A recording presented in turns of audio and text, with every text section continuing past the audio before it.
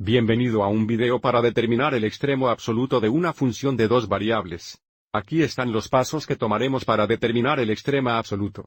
Número 1. Localizaremos los puntos críticos y los valores de función en estos puntos. Recuerde que los puntos críticos ocurren donde la primera orden de parciales es igual a 0 o donde no existen. A continuación, vamos a determinar los valores máximos y mínimos de la función en el límite de la región especificada, y luego el mayor valor del paso 1 y 2 será el máximo absoluto. Entonces el menor valor de la función será el mínimo absoluto. Echemos un vistazo a un ejemplo. Aquí queremos determinar el extremo absoluto de esta función dada en la región donde el valor absoluto de x es menor o igual a 1, y el valor absoluto de y es menor o igual a 2. Hablemos primero sobre la región que estamos considerando. Esto significa que x está entre más 1 y menos 1 y está entre menos 2 y más 2. Así que solo estamos considerando la superficie definida por f de sí en esa región aquí limitada por este rectángulo.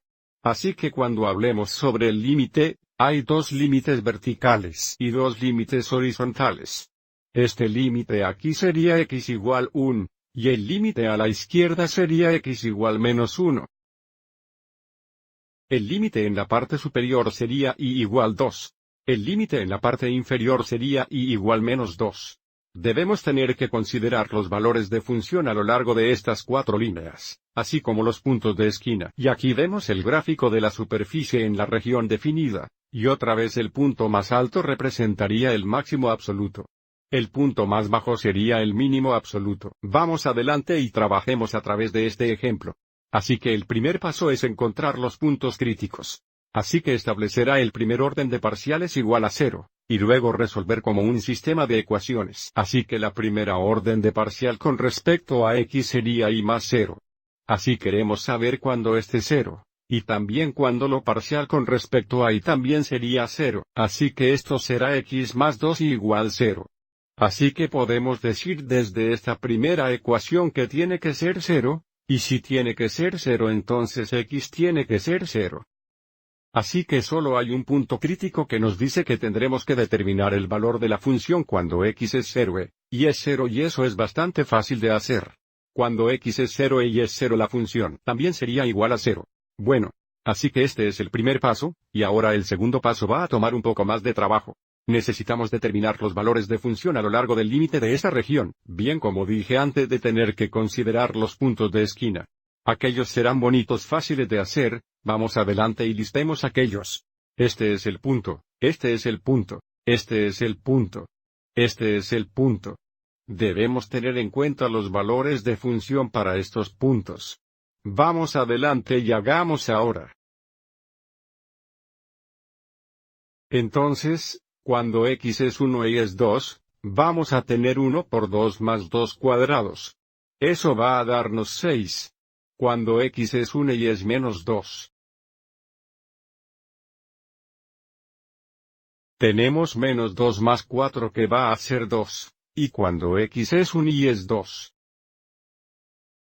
También tenemos 2. Y cuando x es menos 1 y es menos 2. También tenemos 6.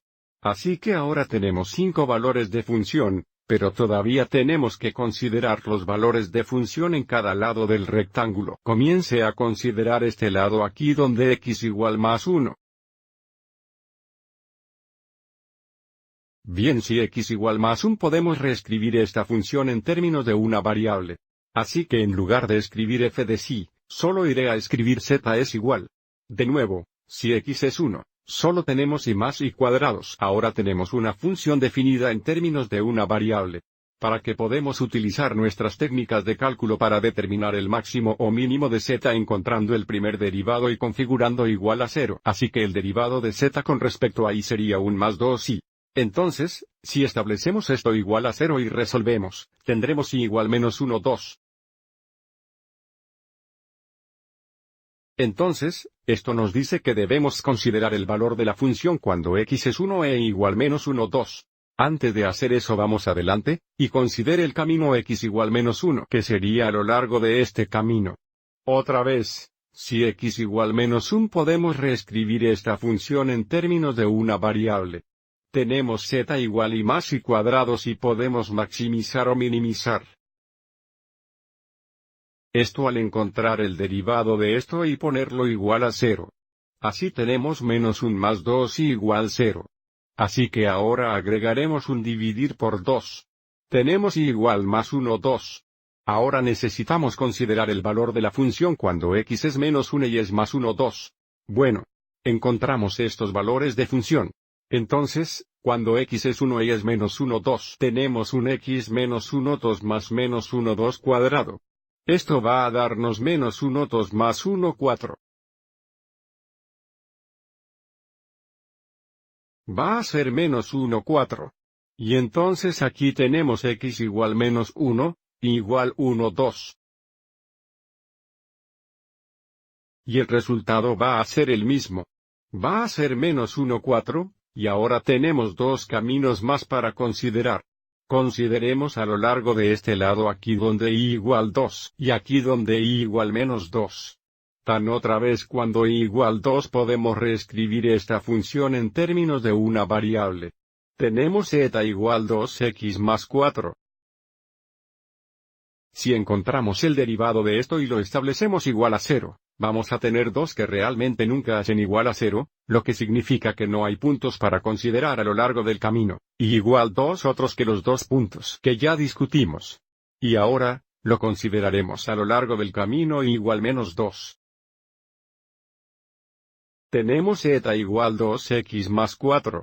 Otra vez, si encontramos el derivado aquí vamos a obtener una constante que nunca será igual a 0 que de nuevo nos dice, no hay puntos que tener en cuenta a lo largo del camino, y igual menos dos otros que los dos endpoints.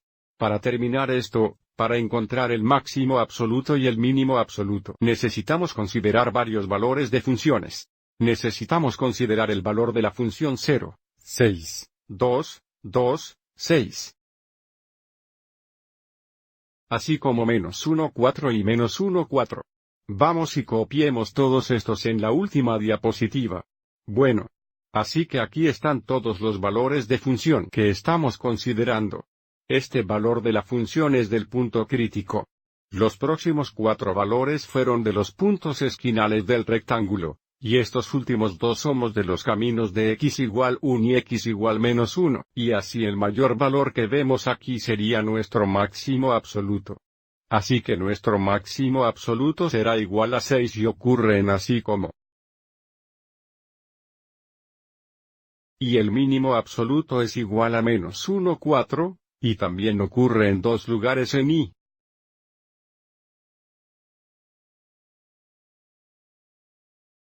Vamos a mirar esto en 3 dimensiones. Así que aquí está nuestra superficie.